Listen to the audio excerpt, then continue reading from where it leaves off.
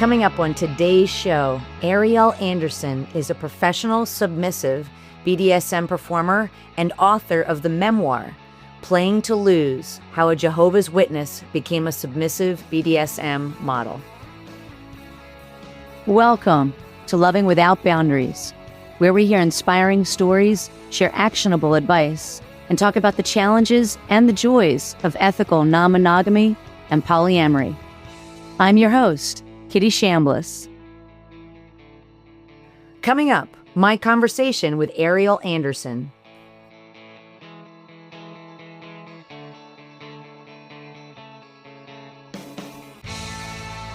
Welcome back to Loving Without Boundaries, where I am really excited to be here with Ariel Anderssen, whom I've loved getting to know before we officially started recording.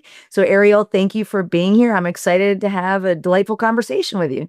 Thank you so much for having me. I'm very excited as well, because this is a subject I've not spoken very much about. So I've been listening to some of your episodes and I can't wait to get started. So I'm a BDSM performer. I've been working in that field for 21 years. So I'm a sex worker. I'm also an author. I wrote my memoir last year, which is just about to come out in the USA.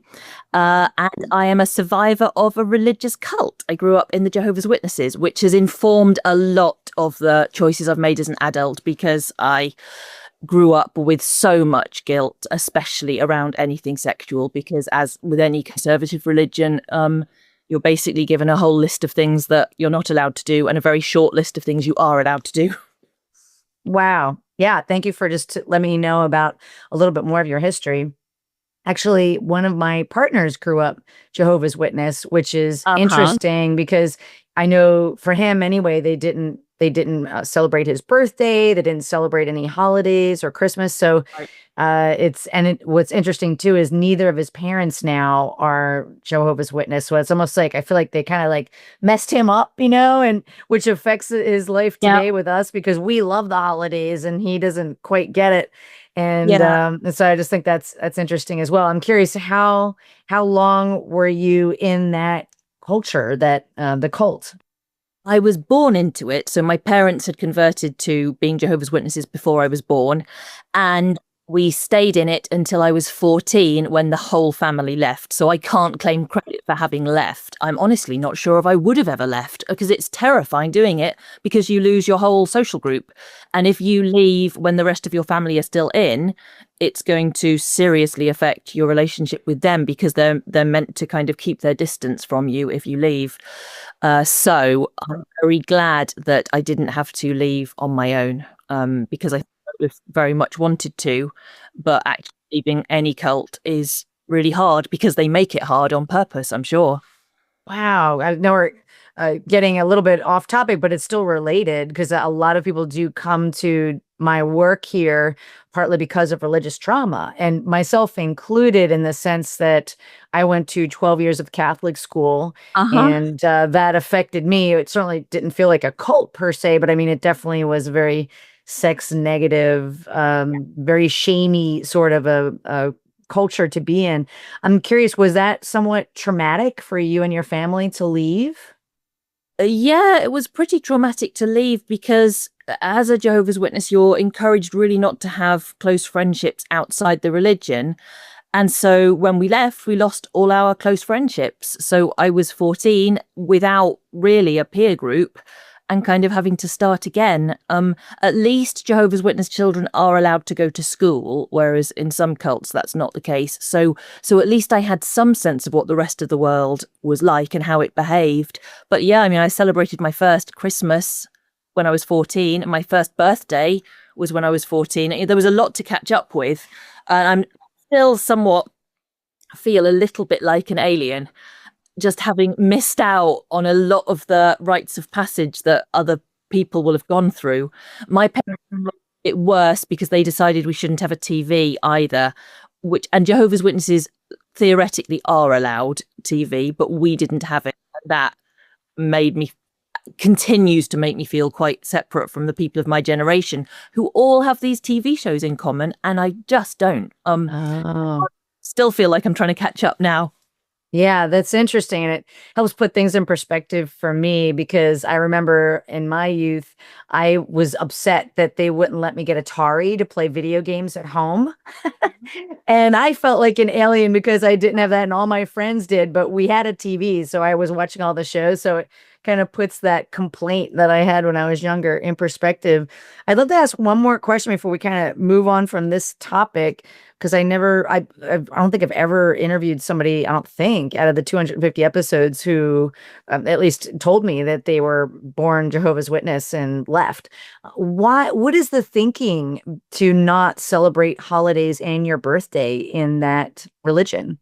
It's so odd because the truthful answer is I think the organization makes up rules like that just to separate you from the rest of society, so that there's an in-group and an out-group, because it makes the group that you're in feel more important and valuable because, look, we're so different from the rest of society. So they had justifications for why we didn't have birthdays, for example. So their justification for that, everything's got a like biblical reason. It's that I think John the Baptist was executed by Herod on Herod's birthday. And so to the Jehovah's Witnesses, they said, there's evidence, you see, that we shouldn't have birthday parties because someone might get beheaded. I mean, it's an absurd argument. And the reasoning behind not celebrating Christmas was that they'd figured out that Jesus couldn't have been born around Christmas time. And so actually it was just a pagan festival that we were pretending was about Jesus. And so in order to be really pure, we needed to cut ourselves from it. And again, I mean, that's a garbage argument. If you want to celebrate Jesus' birth, it doesn't matter what time of year you do it. But that was the justification for us having to walk out of any classes at school that involved anything about Christmas. Yeah, so really what it's about is keeping you separate from the rest of society. How interesting. Now I have so many questions for my partner when I see him. He's actually visiting some friends for Thanksgiving, our holiday here in the United States. And he still doesn't really like Christmas, even though he's not part of that cult anymore. And we almost got into a fight because I put the Christmas decorations up a few days earlier than he would have liked. And I grew up loving Christmas, but it's interesting too, you know, because we're still in an unusual dynamic here where I live with my husband and my other partner, Rob. So it can be challenging having three adults who came from three different backgrounds all under one roof, you know. Yeah, and I have to say, I went the other way. Like, I love Christmas because I still feel I'm owed 13 of them. So I want to have really big Christmases. How interesting. That's fascinating. I'm really enjoying this part of the conversation. So I appreciate you being open around that. So I'd love to ask you what I call the light bulb question. And I already can tell there's different reasons, of course, that you already explained why maybe you felt different from other kids, right? Based on the Jehovah's Witness aspect. But any other thing you'd love to share in terms of how you knew that you outside of that part of it were going to be different, meaning like maybe coloring outside of the lines of heteronormative monogamy or traditional missionary sex or, vanilla sex, however you would like to answer that question. Like, was there a moment or a series of moments when you knew that you were a little bit different in that regard that would relate to people that would be listening to our podcast? Yes, there was. So from my very earliest memories, and I haven't met a whole load of people who share this in common because a lot of people don't remember early childhood as well as I do. But from my very earliest memories, anything in a book or if I saw someone else's TV and if anyone's got tied up or punished in any kind of way, I just used to think, what an amazing story. This is the best story. This is the best bit of this story. So I'd always got an interest in these sort of images. And I remember in games I was playing with my sister and friends, if anyone got tied up, that just seemed like, oh, this is an amazing game. Obviously, I wasn't responding sexually to it because I wasn't a sexual being yet. So it just seemed like a sort of strange little hobby, but it's been part of me for my entire life since before I realized I was attracted to boys rather than girls. It was just, it's like it feels like it's written in my DNA. That's how it feels. But I didn't realize it was sexual. So I didn't realize it was anything to be ashamed of until I was 16. And I realized suddenly and hideously that this was what turned me on. And I just thought I should kill myself. It was a really clear, definite thought that, oh no, I'm sexually defective. I'm clearly the only person who's going to be into this kind of thing. I don't know why I thought that. I guess a lot of people that, like pre-internet especially. I mean, I'm guessing some gay people back a few generations before thought they were the only gay person in the world. And I thought I was the only sadomasochist in the world. And the idea of a whole adulthood stretching ahead of me without me to tell anyone what my sexual tastes were, it just seemed too lonely and overwhelming. And the only reason really that I didn't kill myself was because I'd also been taught that suicide was this terrible sin. So I was kind of trapped between all of these sins. And so the only thing I could think of doing was just to suppress the whole thing, try to act normal so no one would ever know, because I assumed if anyone ever found out, basically my life would be over because people would reject me. So then I spent 9 years trying to live like a vanilla person, and just trying to ignore the fact that all my sexual fantasies were about kind of role playing far more dramatic things than were happening in real life. And it was terribly lonely. Yeah. Wow, that is fascinating. I don't know what I thought you were going to say, but it definitely wasn't that. So so that's really quite interesting. And of course, I love that now you're here on our podcast talking to the world about this in such a unapologetic way. It obviously shows about the journey that you've been on. So I'm curious, when you were 16, if you're willing to share, was it kind of like a solitary moment, or was there like, what was it about that moment where you were like, oh, okay, you were like tying together the tying up with shame, with sexual desire? Like, how did that come together? I don't mind sharing it at all because I've written about it. Before I wrote about it, I couldn't have spoken about it because it was so embarrassing. But now, because I've written about it and my book has been out in the UK for a year and a half, so lots of people have read it, so it's made me feel less embarrassed. But it's still incredibly embarrassing. So I had watched a film. I was 16. I'd watched a film with Audrey Hepburn playing a nun in it. And I thought, oh my God, I'll be a nun. This is perfect, because I was still very religious. And in the film, she had been instructed in self-flagellation. And I thought, oh, great. Okay, so nuns like get to whip themselves. Brilliant. I'll definitely be a nun. And I still didn't realize that this was because it was a sexual idea. So my parents were out of the house and I thought, well, I'll just try this self-flagellation thing in my preparation for being a nun. And I tried it. And then, of course, realized sort of 3 or 4 strokes in that, oh no, I'm aroused. And I hadn't known what that was like. And I couldn't ignore the fact that it had had that effect on me. And I just remember the first thing I thought is, oh, I really hope this is a nightmare.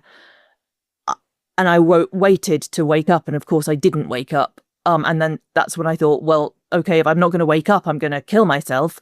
And it was so sudden. It was such a horrible, sudden and lonely way of realizing such a big thing about myself. I wouldn't wish it on anyone. And my only hope is that now kinky 16-year-olds just might have a little bit more knowledge about what that means. I really hope so. Mm-hmm. Amazing. Yeah. Well, and, you're certainly paying it forward and backward now by talking about it so openly, and for writing your memoir and sharing that. So by suppressing it for 9 years, I think you said, so did you just try to pretend it didn't exist, or did you self-flagellate or meet some of those desires in secret? Or what do you mean by you suppressed that? I completely suppressed it in that I didn't look for any kind of sexual relationship that would involve it, because I simply didn't know anyone else was into it. So in my mind, there was no point searching. You know, I wouldn't have gone online and searched BDSM. I didn't know that was a thing. But looking back, what I did do is I found some displacement activities that were a bit like BDSM, although I didn't realize it. So I started writing. And looking back, what I wrote was hideously embarrassing. I mean, a whole load of poetry about sexual violence. And what I was really writing was fantasies, but I couldn't acknowledge that they were fantasies. So I pretended to myself that they were kind of feminist pieces about how awful domestic violence is, which of course it is. It's just that my motivation was something else. And I discovered, I was at drama school training as an actress, and I discovered sword fighting and stage fight. And actually there was something in that was a little bit like BDSM. So I became a sword fighting choreographer because it gave me an opportunity to just approach this idea of kind of ritualized violence in a non-sexual environment. But I mean, it doesn't sound much like a substitute now, and it wouldn't satisfy me now, but it was the closest thing I had. And so yeah, I found these sort of desperate displacement activities. And now I look back at the people I did those things with and hope they didn't realize what was going on in my head. That's funny. This is an absolutely fascinating story. I'm really delighted to be having this conversation with you, and I'm sure it must be quite interesting to a lot of our listeners as well. So that was that 9 years, and I thank you for sharing about the sword fighting choreography, which is fascinating. I love going to Renaissance festivals, so I love that. And I used to date an actor who also was into BDSM, by the way. Oh, well, Yeah. actors are good at BDSM because the role play element, of course, it comes very naturally. Yeah. And I appreciate you telling about the desperate displacement activities. So when you did, those 9 years did pass, what happened then that was maybe this awakening for you? Like an amazing thing happened, because just like I'd found out that I was kinky all in one moment, I found out I wasn't alone all in one moment as well. So I'd become a professional model. I was in my first week of being a model. A photographer invited me to an exhibition, and I'd never been invited to an exhibition before. I was very excited. So I went. I had no idea what the exhibition was about, and it was a BDSM exhibition. So I walked into this gallery, this very classy, smart gallery, and suddenly on the walls were all these images that were exactly like the sort of things that were in my own mind. And I suddenly had walked into a room full of people who were into the same stuff as me. And it was, I mean, just extraordinary, because it was such a relief. Yeah. I mean, it was beautiful work and it was all very sexy. But the main thing I remember is just, I'm not alone. Like, thank God I'm not alone. And so I went around meeting all these BDSM photographers and sculptors and artists. And by the end of the night, I'd got a lot of business cards and I'd got my first BDSM modeling bookings. And the next week I'd started shooting bondage. So I'd gone from not knowing I'd ever get to do any of this stuff to realizing there were people who were into it, and to actually stepping into that world all in kind of 1 week. I mean, it was an extraordinary experience. Wow. That was a huge shift in a very short amount of time. Yeah. Did you feel like you died and gone to heaven, kind of?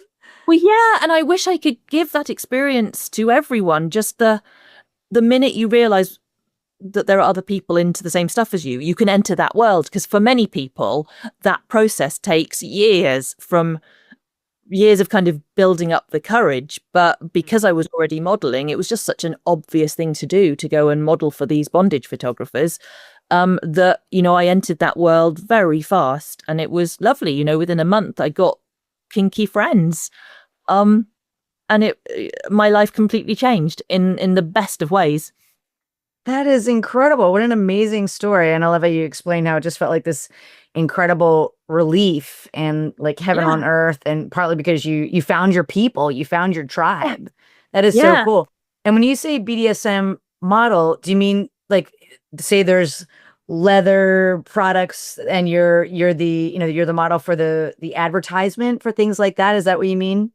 Yes. So I was doing some stuff like that. So certainly some advertising stuff, just, king fetish clothes. But what I was really interested in doing was I wanted to be tied up. That was something I really wanted to experience. And although it took me a bit longer to be brave enough to do it, I also wanted to play with impact play. That was something I'd always fantasized about. And so these days, what I really do is I work with bondage producers and photographers, and I work with spanking producers and photographers. And it took me a little while to find all those people.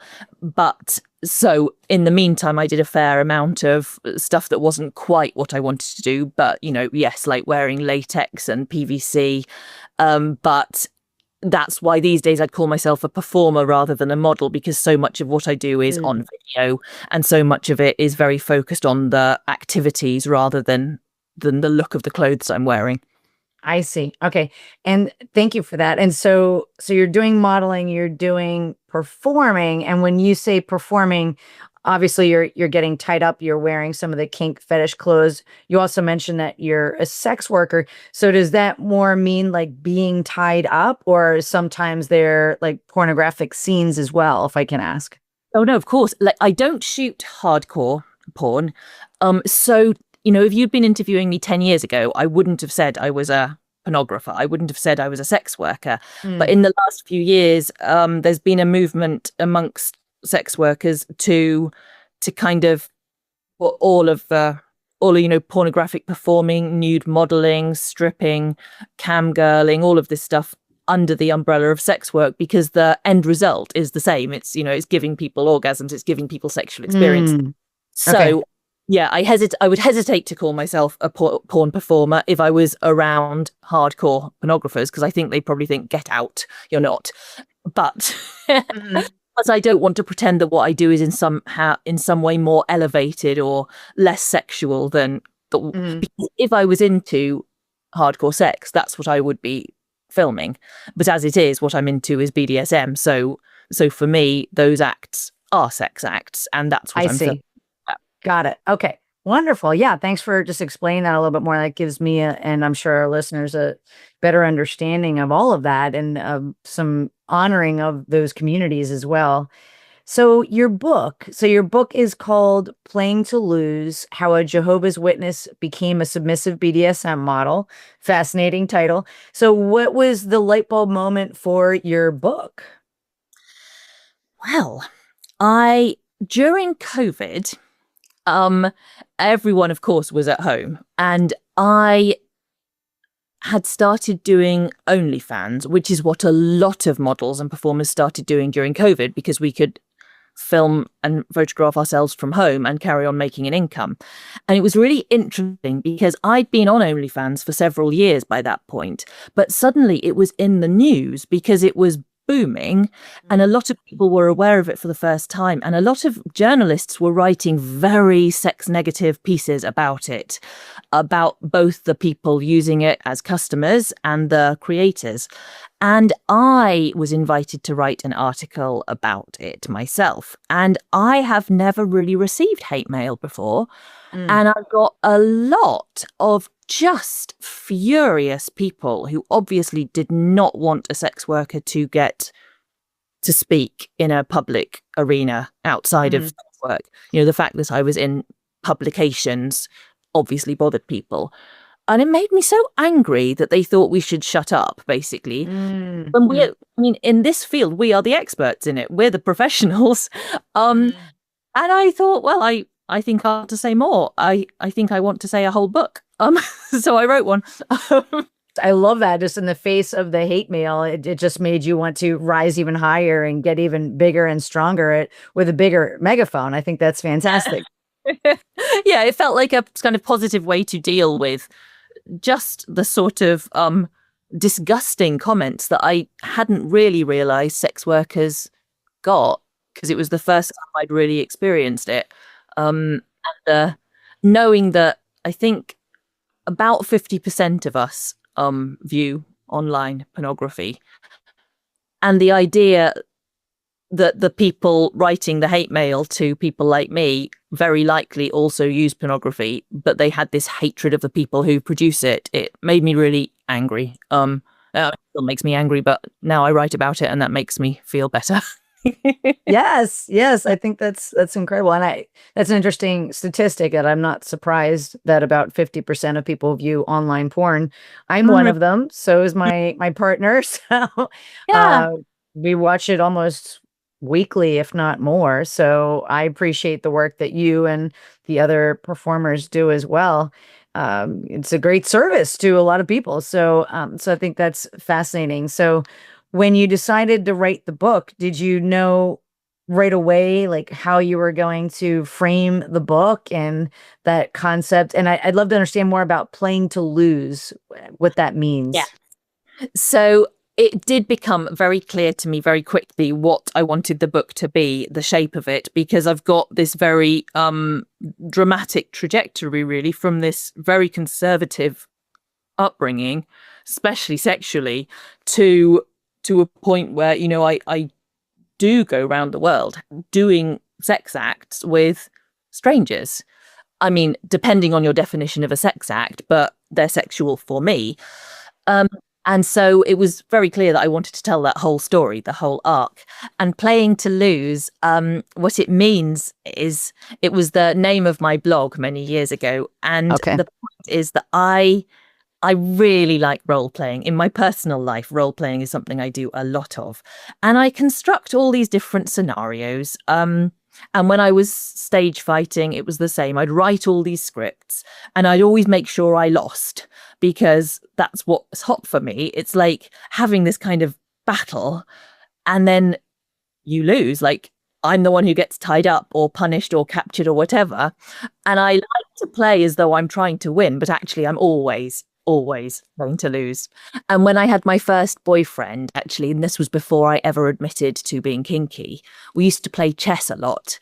And I used to sometimes lose on purpose just for the feeling. That's divine. That's divine. It's funny because I was completely perplexed by that title, Playing to Lose, but intrigued at the same time.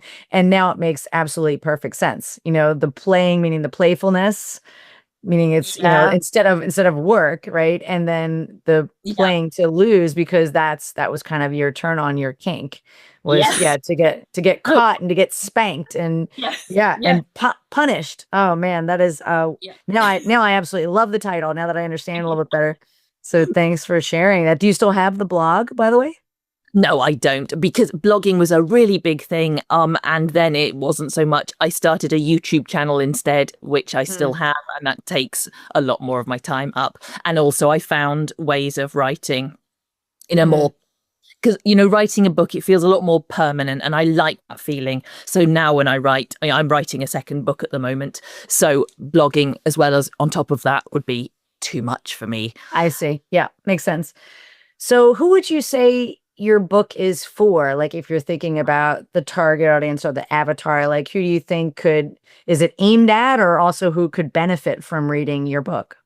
So I wrote it to myself, to my 16-year-old self.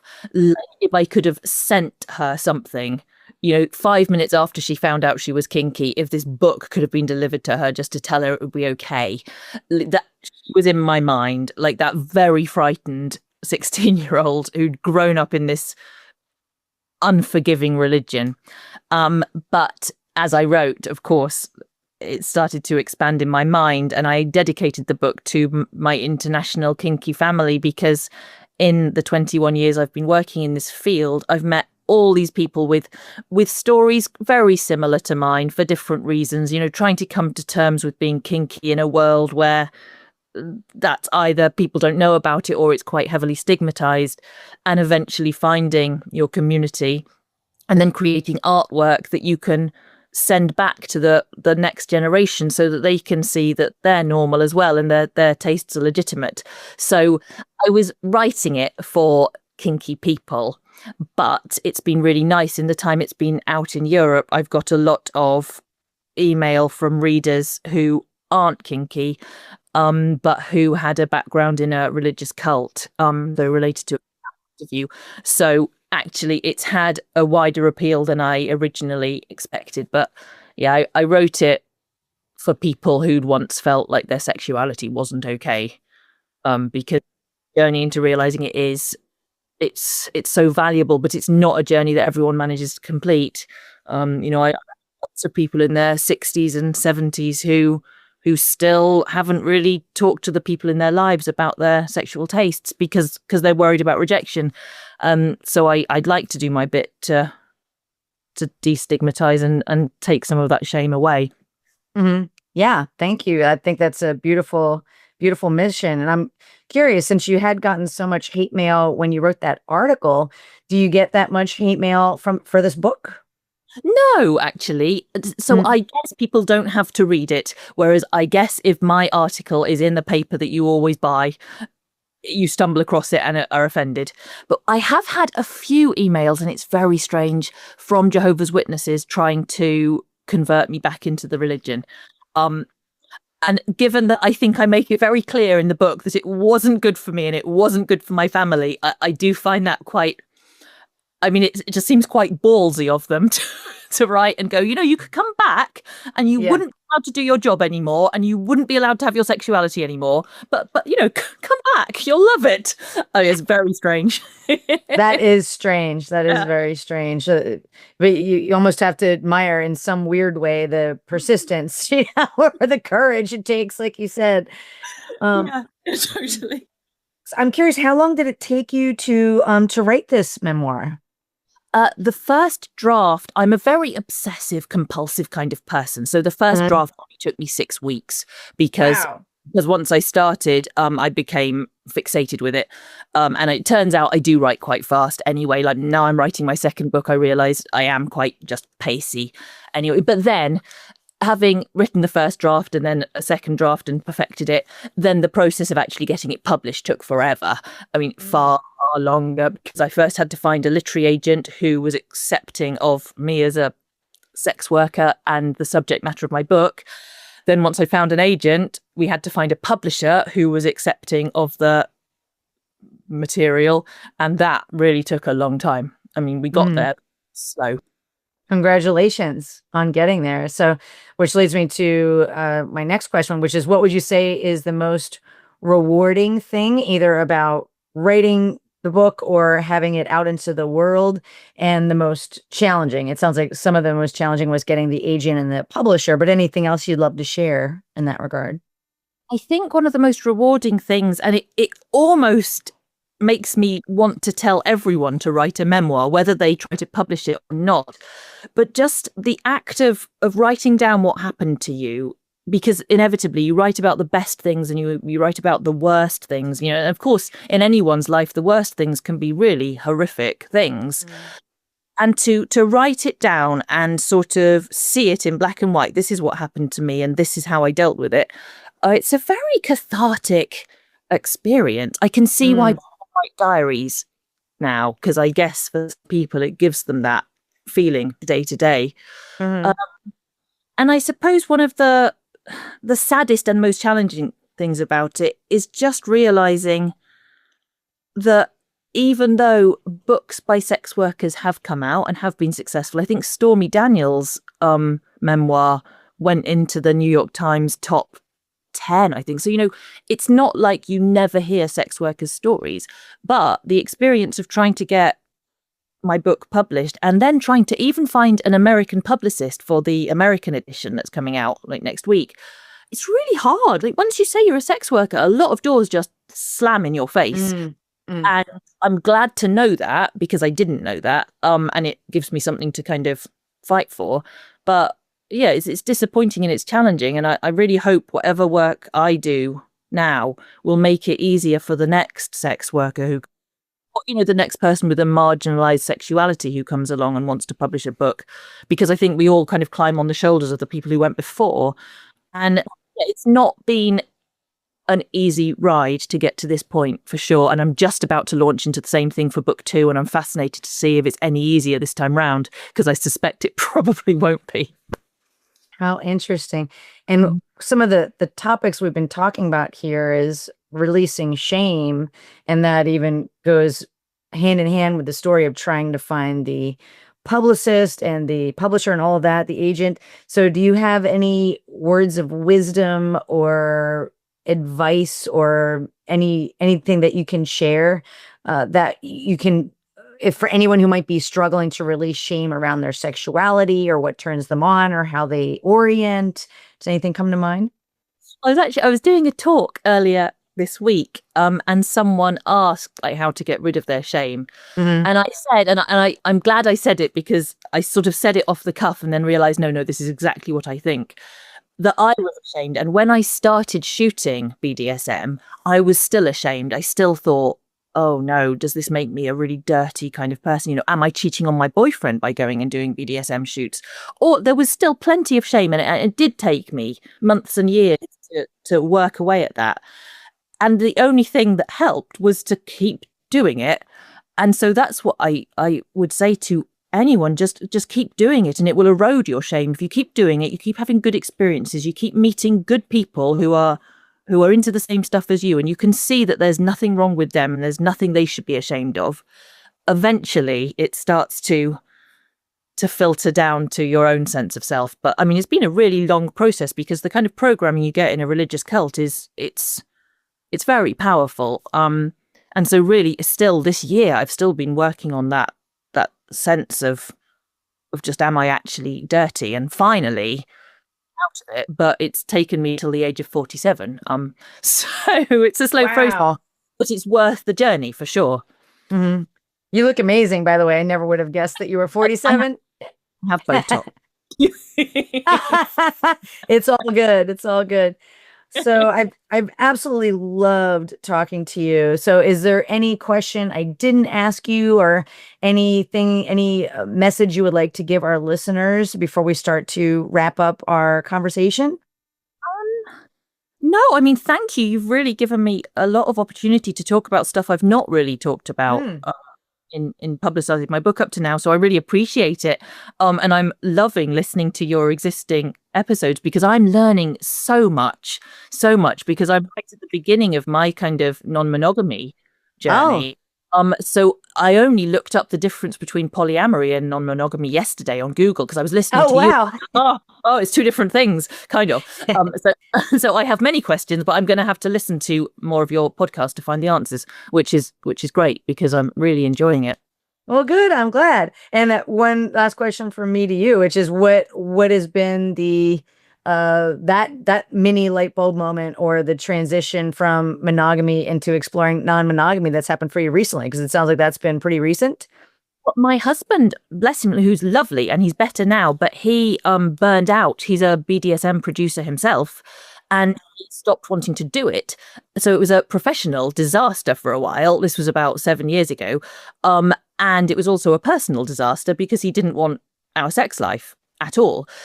So after a few years of hoping it would get better, and it didn't, I thought, well, I guess either our monogamy is going to become this cage that we're going to have to change the parameters of our relationship. And he very generously said that he was okay with me going and seeking out a play partner. Because although doing BDSM at work is lovely, it's not the same, of course, as doing it for yourselves.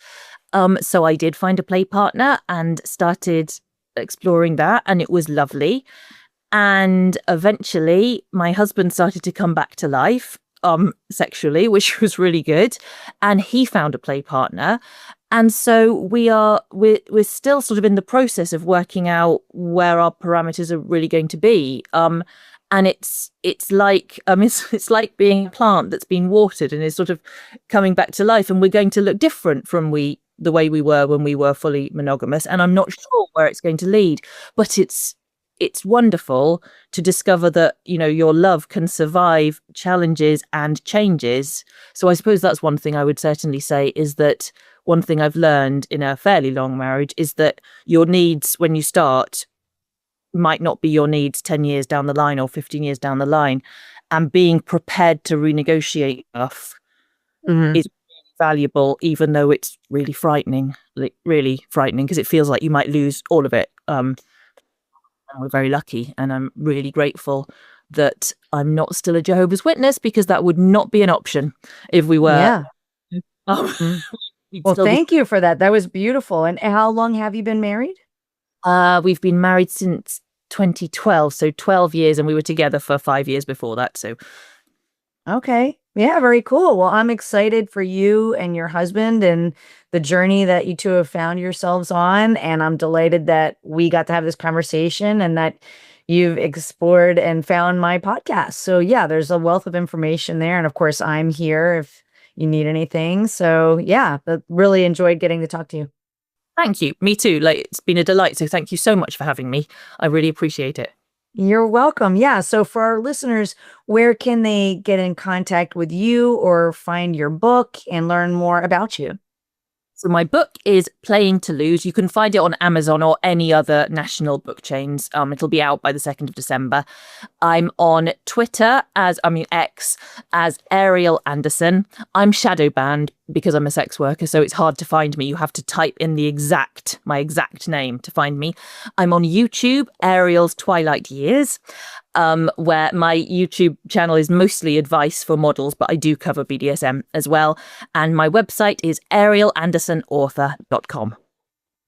I love that. And we'll, of course, put that in the show notes as well so that everyone can find you and your work better and easier.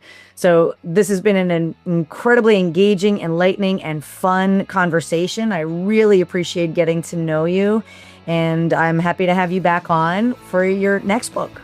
I would love that. Thank you so much for having me. I've really enjoyed myself. Thanks for tuning in to today's show. If you like what you heard, are struggling with some aspect of your relationships, and you're interested in seeing if you're a fit to work with me as your relationship coach, here's what I invite you to do next. Head over to lovingwithoutboundaries.com/apply. That's lovingwithoutboundaries.com/apply, and book a call to speak with me. I'll get on the phone with you for about 45 minutes, and we'll get you crystal clear on 3 things. Number 1, exactly what's not working well in your relationships right now. Number 2, ideally where you'd like to be and what might be getting in the way.